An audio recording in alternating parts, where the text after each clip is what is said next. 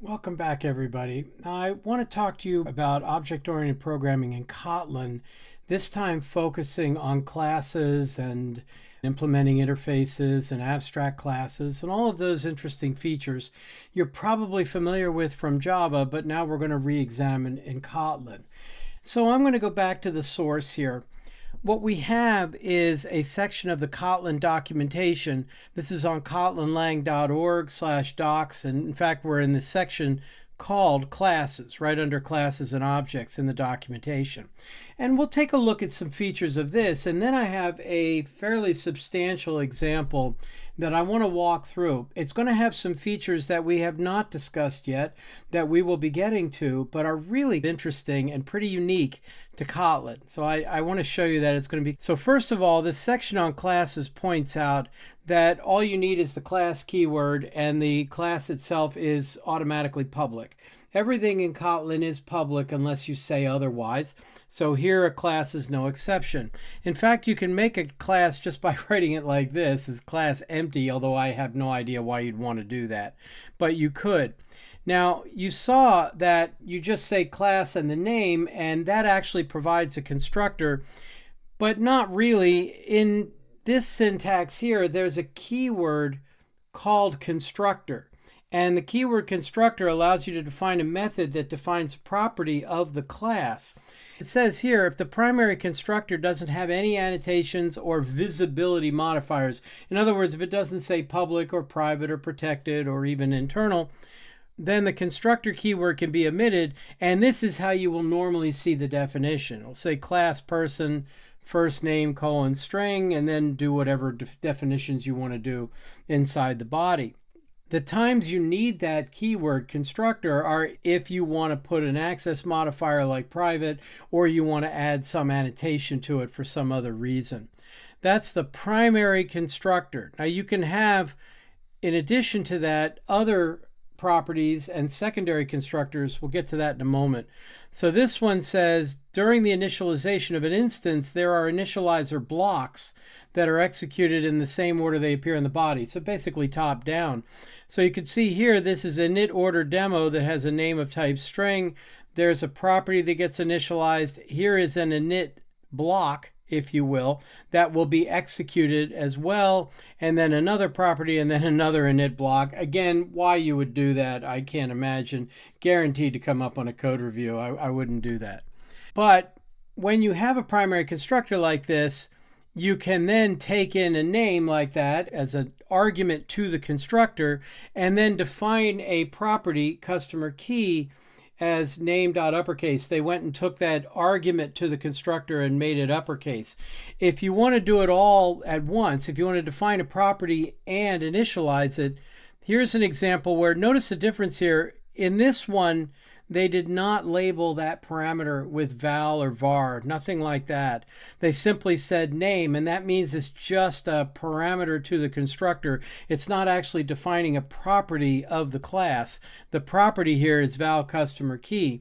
In this case, we have val of first name and val of last name, and then down at the end here, it says var of age of type int, and that means we've defined three properties, two strings and an int, and the age is variable. You can modify that one. So that did everything. That defined the class and the properties of the class, and that will also automatically generate getters for the val types and getters and setters for the var type. So you can modify age with a set type of method, but you can't modify first name or last name. So here in this example, it's the same one, except at the end, this var is employed of type Boolean is assigned the value true. By specifying a default value for is employed, that means you can instantiate person here with just two arguments, and the default for the is employed property will then be true, and you can go on from there.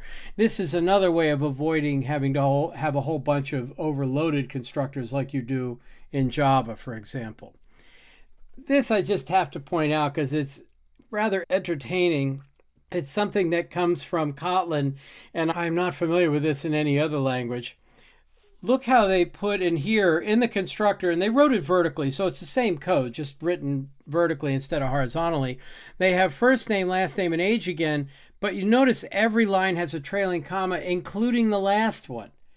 So you can put in the trailing comma and not have to put something after it. In Java, of course, that wouldn't compile. I don't know any languages where that compiles, but in Kotlin, that's allowed. And the benefit to this is you could reorder those. It's just allowed to be there and is ignored, basically, if nothing comes after it. Neat, pretty entertaining, actually.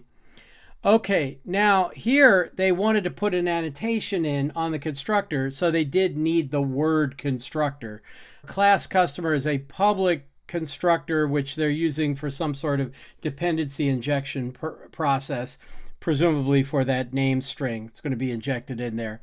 This is a private constructor, so the only person or the only place you're allowed to instantiate the don't create me class would be in code inside the body, inside there.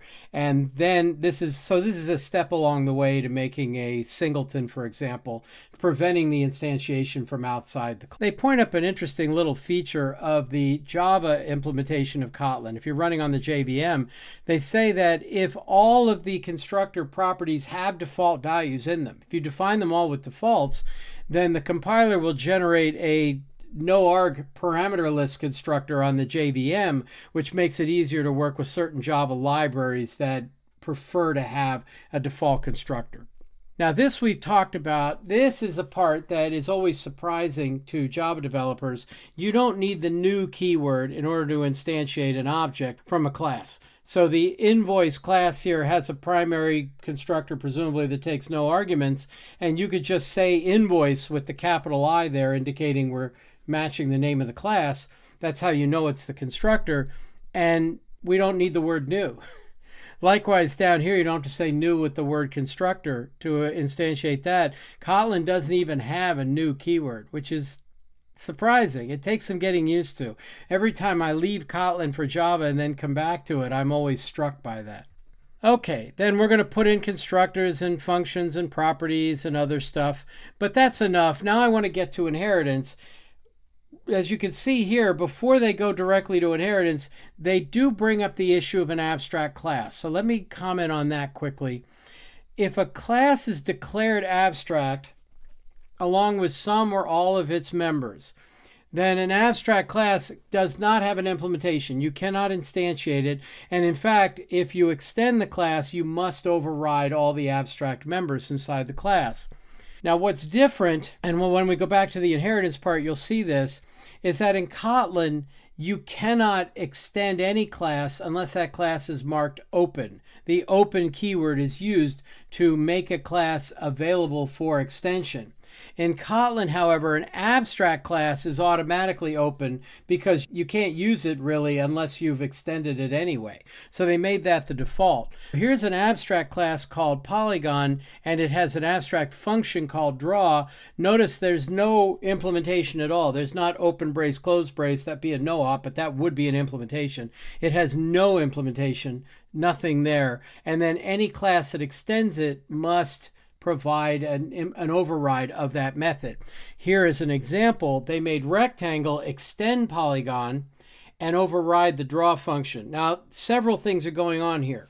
First of all, the colon is used for both extends and implements. So you use it both to make a subclass of a class and also to implement an interface. In this case, we are extending the Polygon class, and the parentheses at the end here are indicating that when we instantiate the rectangle, it's going to call the default constructor in Polygon first.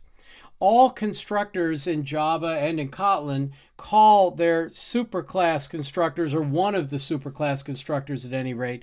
In Kotlin, you indicate which superclass constructor you want to call by putting the parentheses and any required parameters right here in the signature. The next thing that's going on is the override keyword. In Kotlin, when you override a method, you must use the override keyword, and you can only override methods that are either marked as open or here have the keyword abstract on them. So abstract means you must override it. Open means you're allowed to override it.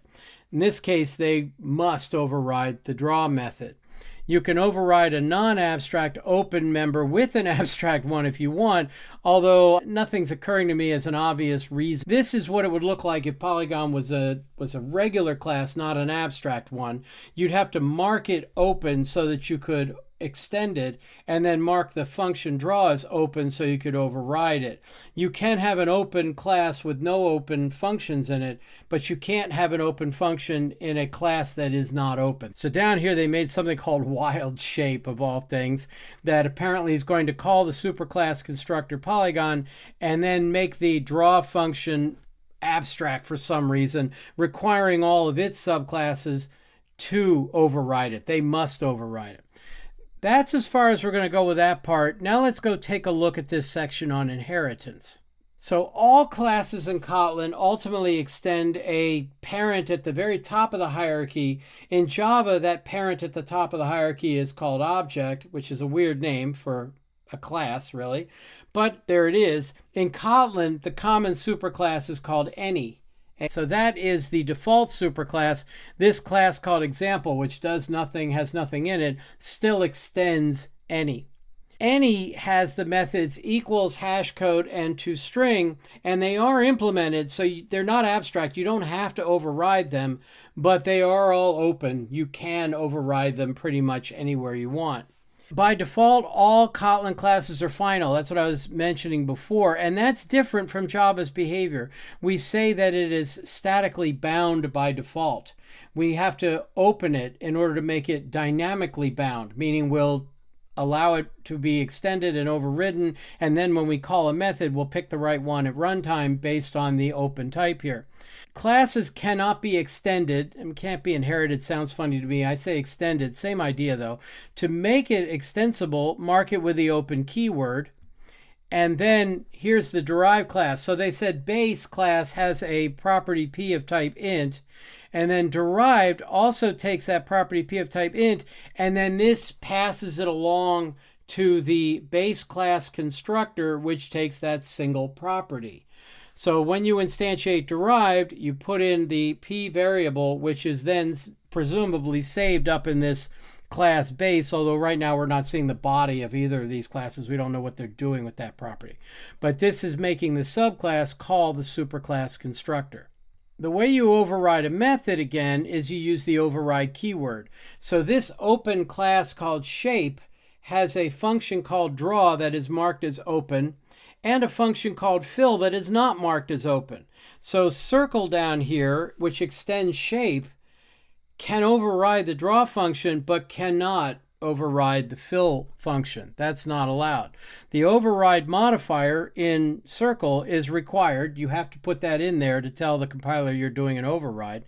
If it's missing, the compiler will complain about it. If there's no open modifier, like on shape.fill, you cannot make a method with the same signature. That's not allowed. A member marked override is itself open, so it may be overridden in subclasses. If you want to prohibit re-overriding, that's what final is for here. So this looks strange, doesn't it? Final override function draw. What that is indicating is that draw was open in shape, and rectangle is overriding it. So there'll be something in there to do the override. But now we're marking it final, saying nobody else can override it. We can't go below that.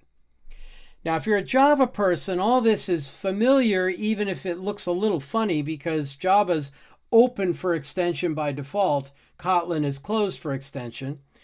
Other than that, though, it's the same idea. In Kotlin, however, you can override properties, and that looks very strange. Why would you want to do that? And in Java, normally your attributes, your properties, are private, so they're not even visible to child classes. The override mechanism works on properties in Kotlin, however, the same way it does on methods. Now, what you can see here is that the open class shape has a vertex count property of type int, which is initialized to 0. And because it's a val property, it can't change. See? The val property means it is set once it's assigned. But by making it open, Then in the rectangle class, which extends shape calling its default constructor, we can override the property, set it to 4, and it's still a val property. It's still fixed. It's just allowing us to put in a property that is available on all the different subclasses and fixed to a value. You can override a val to make it a var property. If it was fixed, now you can make it variable. You can't say something that was variable and make it fixed. That's not allowed. And then there's getters and setters and so on, and I'm going to hold off on all of that.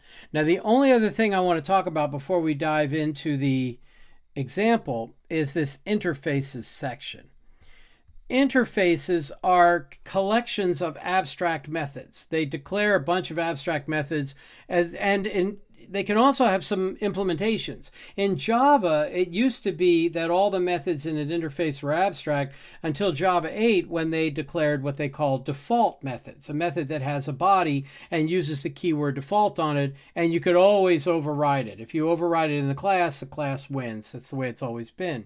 In Kotlin, right from the beginning, you were able to have methods in interfaces that were abstract, like this function called bar, and non-abstract, like this function called foo, and you could see it's got braces, and therefore it has a body. Now, it says optional body, but just having the braces at all is an implementation. It's an implementation as a no-op. It doesn't do anything, but it is implemented.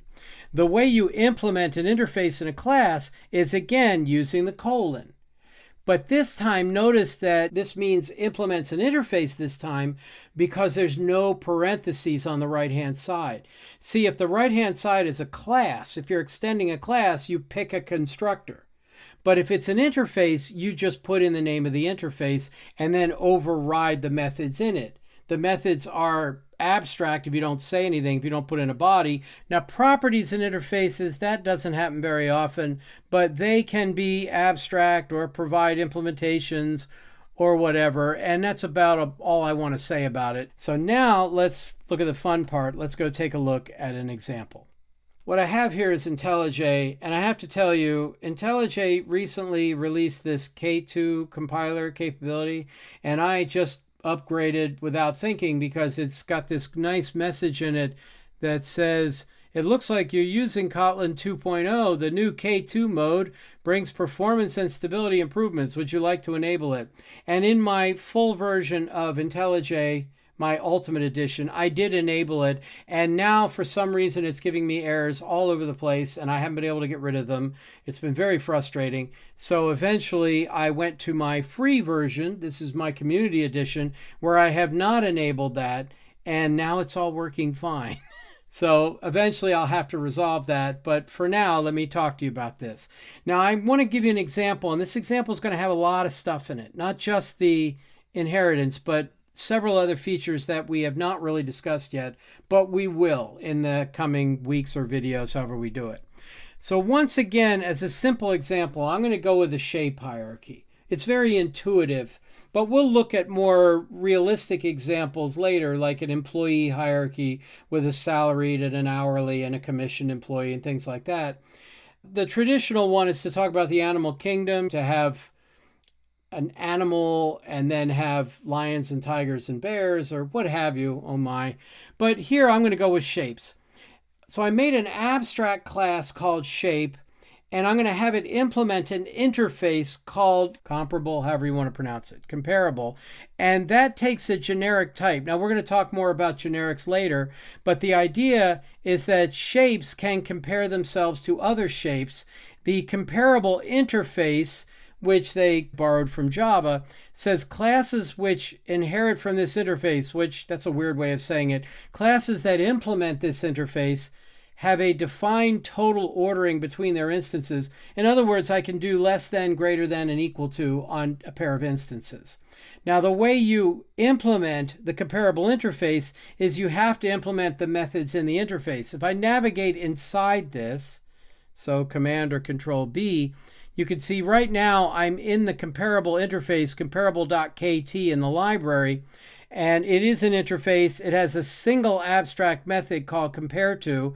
It takes other of type T. T is an input variable. T is actually a type. This is the generics part we're going to be talking about later.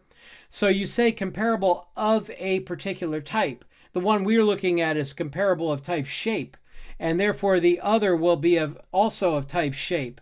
And the function takes the other and returns an int. Now this is an abstract function, it doesn't have a body, so we have to implement that. And the fact that it's an operator function is also something we haven't talked about. The beauty of the operator function means that once we have implemented this method, we can actually just take two instances of whatever class implemented comparable and separate them by a greater than, equals sign, or less than or equals, or any of the comparison relationships, and get back an int. Now the contract says, as it says here, return 0 if the current object, this object, is equal to the other. It's negative if it's less than the other, and it's positive if it's greater than the other. So that's the interface.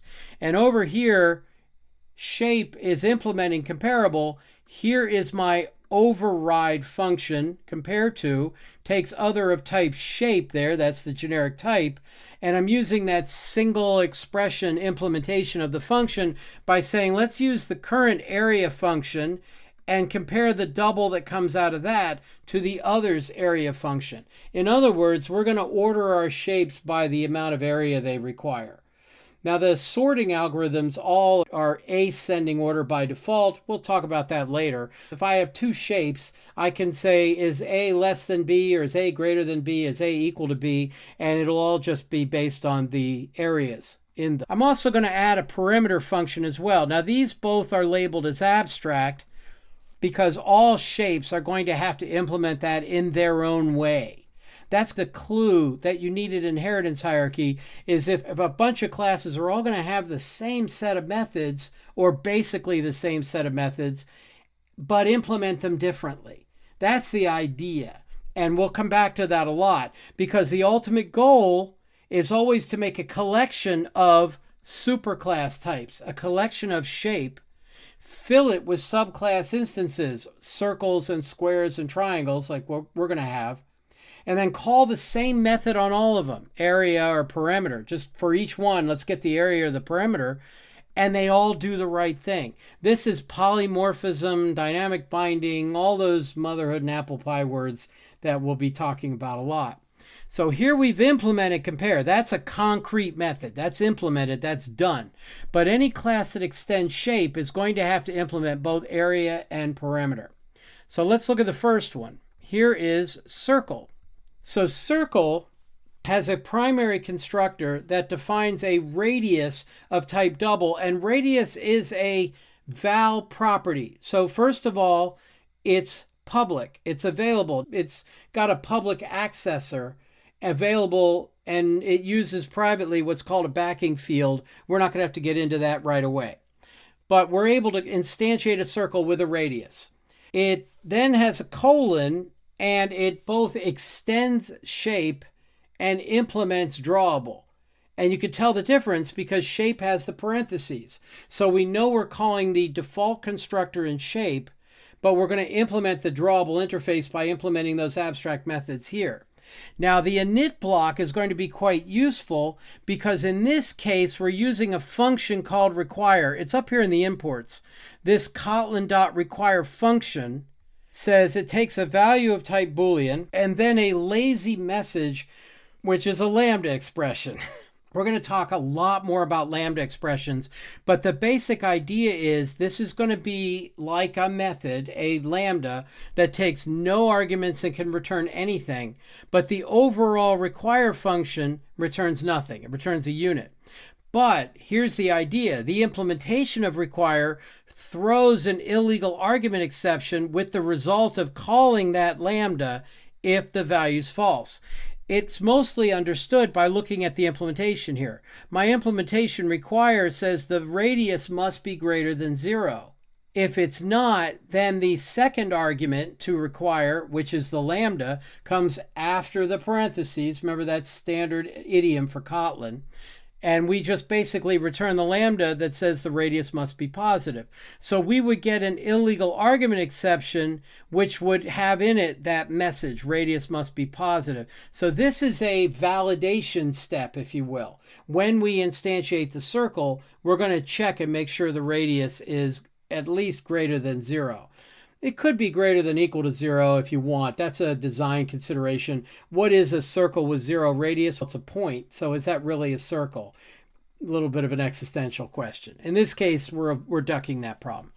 All right, what about the overrides? Here we override the area function to do pi r squared, and you can see that pi is a const val. So it's a final, it's a property that can't be changed.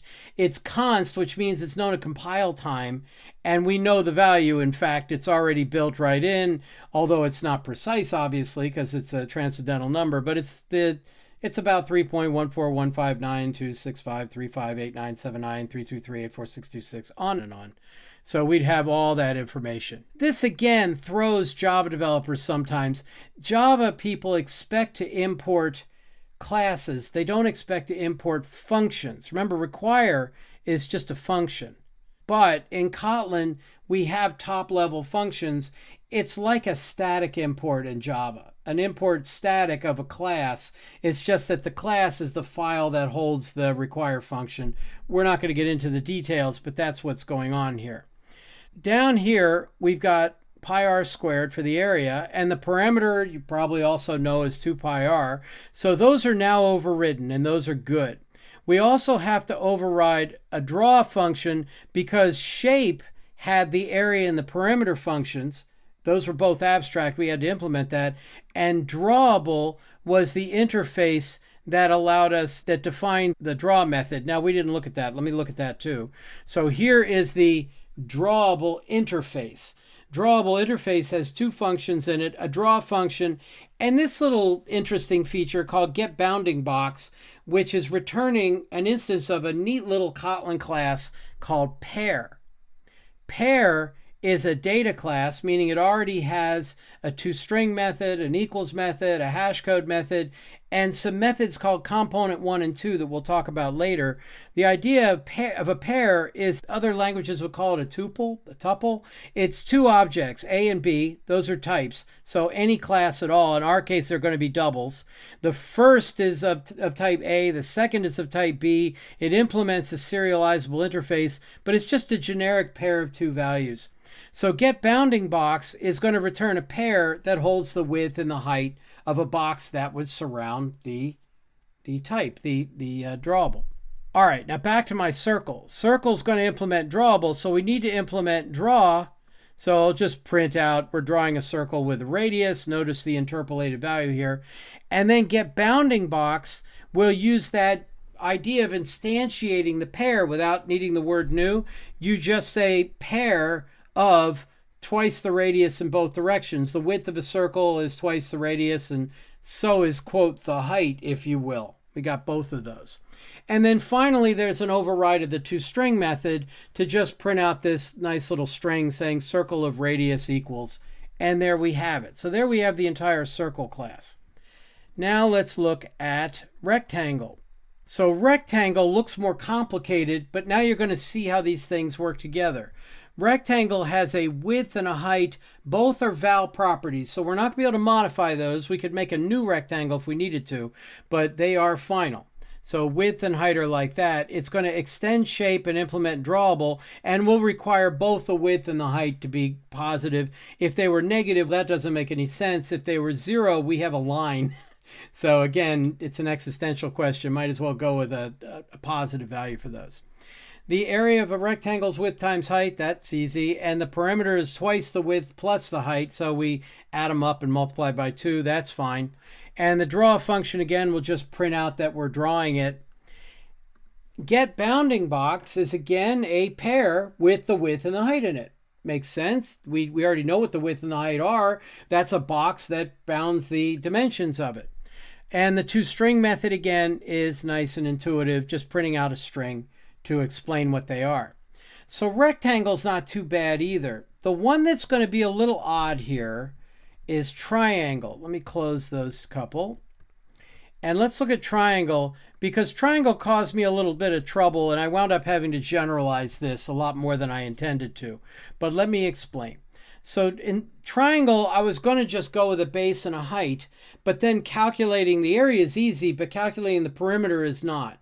So the easiest thing to do is say, look, a triangle has three sides, and I'll just call them A, B, and C. They're all of type double. Again, we're going to extend shape and implement drawable. We will require all of those to be positive. And then this is another feature. Let me put a carriage return here so you can see them together. The sum of any two sides must be longer than the third side. That's a property of triangles in general. So as it says here, the sum of any two sides must be greater than the third side. That's the error message that will be printed if we do not pass the requirement here. Okay, get area. This interesting little formula says we make this S property, which is the sum of the sides divided by 2, and then multiply that by S minus A, S minus B, S minus C. Again, it's just a formula and take the square root. Now that square root function is a little bit interesting for us. Again, the square root function is a top level function inside of Kotlin. So function square root takes a double and returns a double, computes the positive square root of the value x.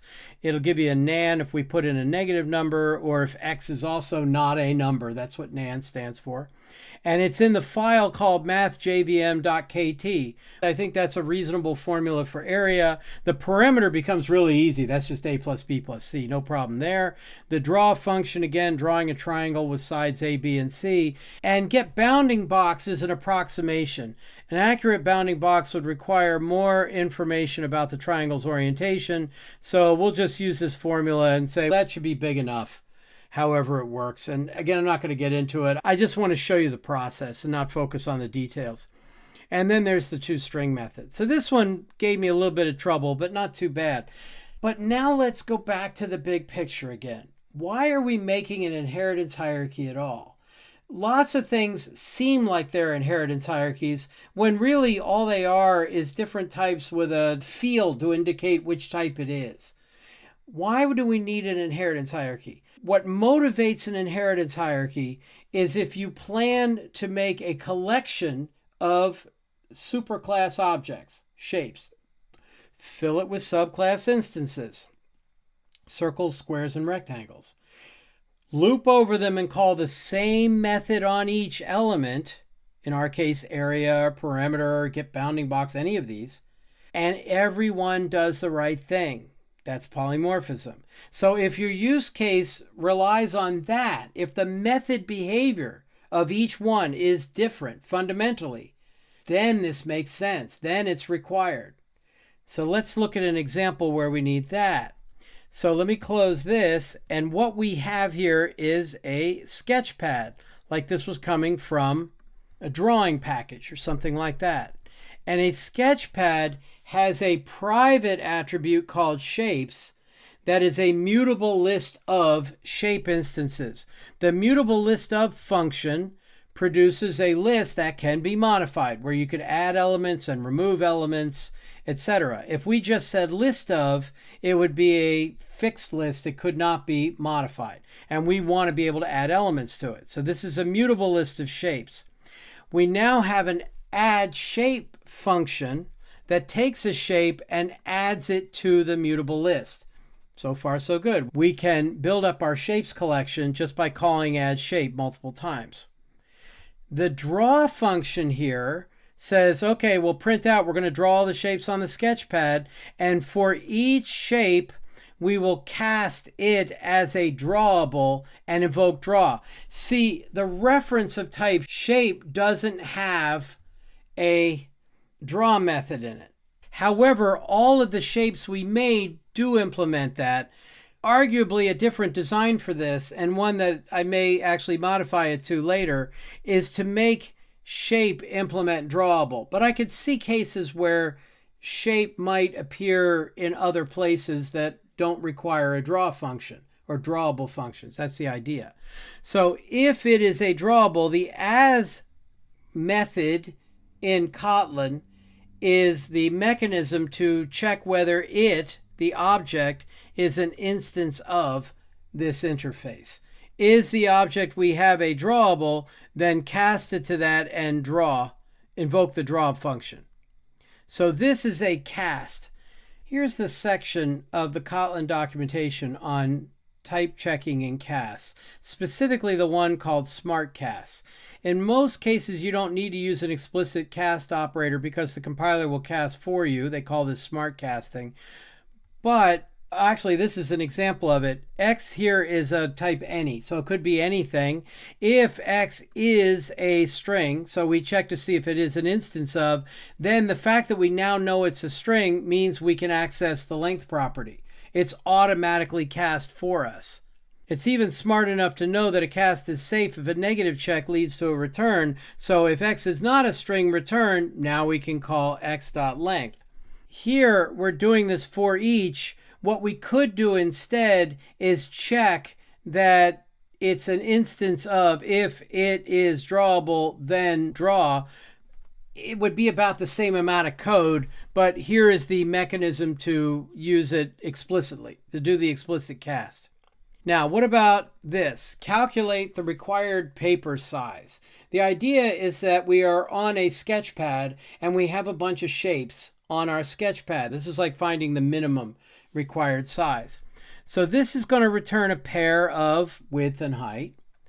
And the max width will be, and now on the shapes collection, remember this is a mutable list. It's a list. There's a method called max of or null. Interesting little method name, isn't it?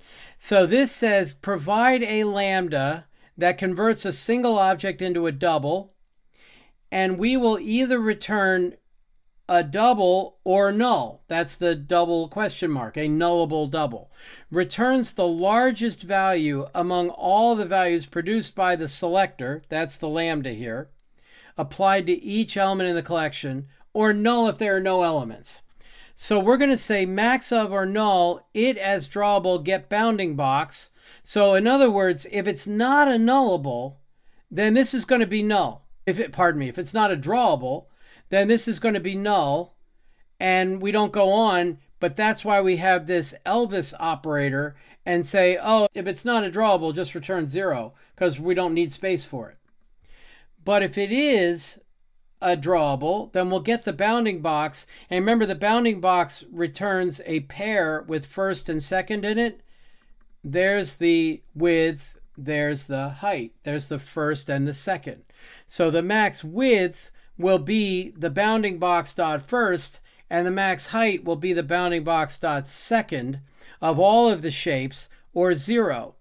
And we'll return that. So in principle, we're saying that the minimum required paper size is if they were all on top of each other, the biggest one wins. The one that requires the biggest width and the one that requires the biggest height will give us what we need.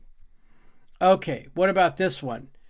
Get total ink use, like we're going to draw these on the SketchPad. There's a sum of function in the collection that says sum of, takes a selector and returns a double, returns the sum of all the values produced by the selector function applied to each element of the collection. So we'll get the parameter, and the sum of all the parameters of all the objects is how much ink we need to draw the objects.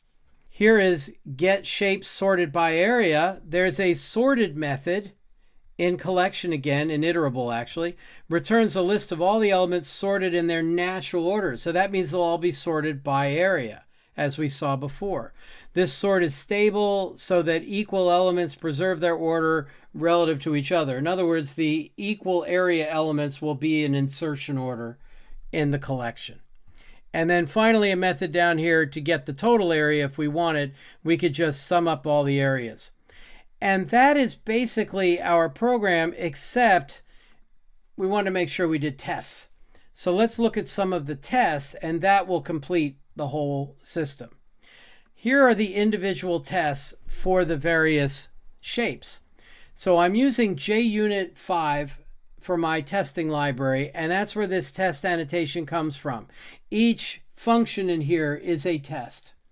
So this, as it says, that comes from Java, org.junit.jupyter.api. That's Java, and it's a Java annotation used to signal that this is a test method. Here's a neat little piece of syntax in Kotlin. In tests, you can make a string the name of a method, name of a function, by using backticks. That's the little key on the keyboard to the left of the 1, the backtick operator that way. You could put it in double quotes. You could put it in backticks. You're not supposed to use that backtick syntax in non-testing code. If you try to use it in non-testing code, you'll get a warning or an error. Won't like it. But here I'm able to say, let's check the radius. So this instantiates a circle of radius 5. And then the assert equals method comes from the assertions class in Java. It takes an expected and an actual. And because this is on a double, we're going to have to give it a precision within what amount. And then an optional error message. So this says, when we access the radius, it should be 5.0, certainly within that precision. And here's the message that would get printed out otherwise. Here's the area. Again, a circle of radius 5. The area ought to be pi r squared, so 25 times pi. So there's the area, again within 001, and the circle area calculation is incorrect if we need it. Likewise, the perimeter should be 2 pi r. There's the perimeter method, same precision, and an error message. The bounding box says, okay, let's get the bounding box, and that's a val of width and height. That is what we call destructuring. I wanted to call it destruction, but that's wrong. It's not the opposite of a constructor.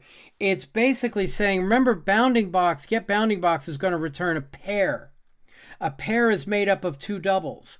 If I assign that to variables defined in parentheses, then it will automatically extract the two values from the pair. Java now has something like this. With records, and only with records, you can do what they call record patterns. And that's very similar to this example. It's like destructuring with records. But it's not very common. It didn't come out until Java, I don't know, 1920, something like that. Maybe even 21. So it's not that frequently used in Java yet. But this has been in Kotlin from the beginning. You could use this anytime you like. So this automatically extracts the width and height of the bounding box. And now in JUnit, you can say assert all, which will execute multiple executables. And here we have a lambda that says assert equals 10 is the width, and the bounding box width is incorrect, and 10 is the height as well for that. So the bounding box is twice the radius in either direction. The perimeter, now this is a neat little feature again of JUnit called a parameterized test, and it requires a source of data. In this case, I'm going to call this function, test circle creation with invalid radius, using an argument radius of type double, and here are the arguments I want to use. So doubles is an array of double values. And I'm using a value source to say, here are my double values, 0, -1, -5, and all of these should be invalid. So this will run all three tests one by one with 0, -1, and -5, and assert that when I create a circle of that radius, it should throw an illegal argument exception. Now this weird syntax, illegal argument exception, : class.java, means this is a class in the Java API, and this is how we access it from Kotlin. If we used illegal argument exception : class, that would be what's called a K class or a Kotlin class. It has a Java property, .java, that gives us the Java class. If you don't follow all that, it's okay, we can go over it again, but the bottom line is, when you're dealing with Java libraries and they ask for a Java class, this is how you give it to them.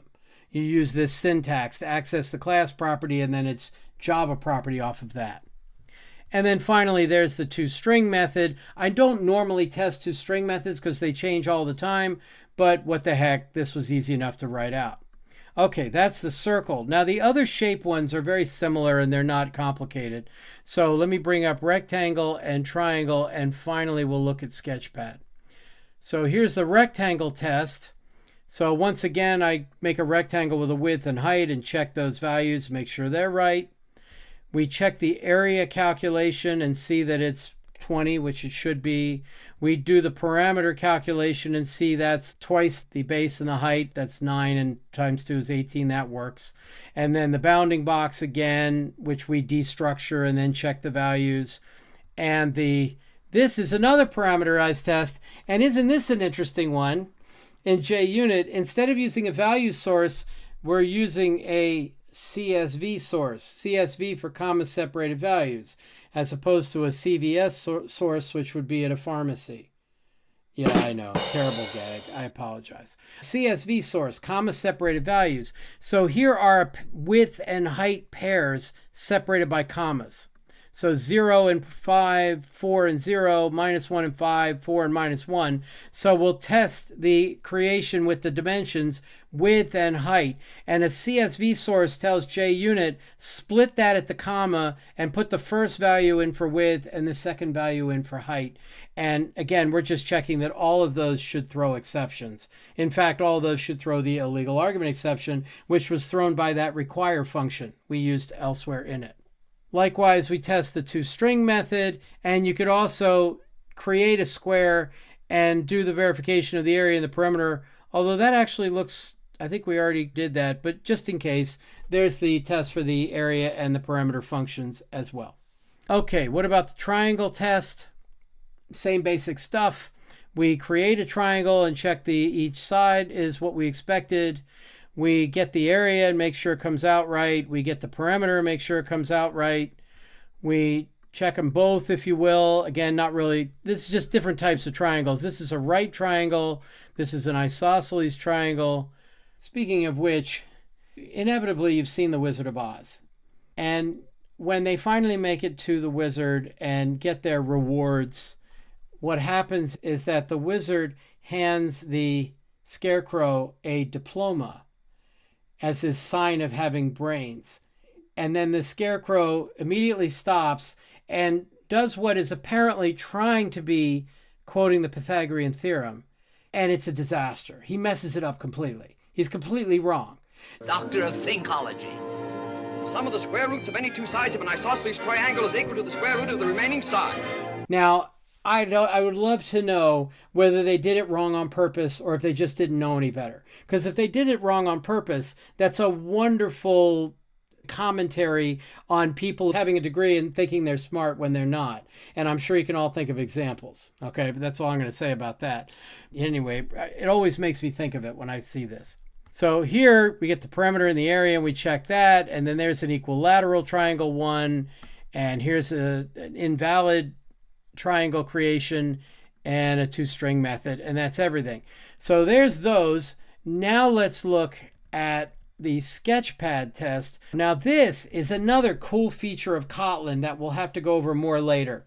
I mentioned there were these things called scope functions, like let, I think was one we talked about earlier. This is another one of them. Apply is available on all objects. You can always call it. And the way it's commonly used is that when you instantiate an object and then you want to initialize that object in a way that goes beyond having some constructor argument. In this case, I want to make a sketchpad with a circle and a rectangle and a triangle in it. The apply function, as it says here, calls the specified block, my lambda, on that type, T, on the sketchpad, with this value as its receiver and returns whatever that finishes with. And here what we're saying is in this block, once we have the sketchpad, call add shape 3 times. Add a circle of radius 5, a rectangle with width and height of 4 and 6, and a triangle with sides 3, 4, and 5. It's a shorthand way, it's a single expression way of doing all of those steps. It's basically one extended line. A neat little function, and you'll see it in Kotlin all the time. Okay, once we have that sketchpad with the 3 objects in it, now we can calculate the required paper size and get back the width and height, and these are the values it should be if you check those out. And here, if we test the ink usage, we could just add up the parameters so that we know what the right answer is going to be. That's what we should get. That's the expected usage. And here we just call get total ink used inside there, and it should be that value within 0.001, something like that. Here we can get the shapes sorted by area, and we'll check that the first one is a triangle and the second one's a rectangle and the third one's a circle because we know what they are, so we know what the areas have to be. We'll call draw, which is going to draw them all. And likewise down here, we'll get the total area.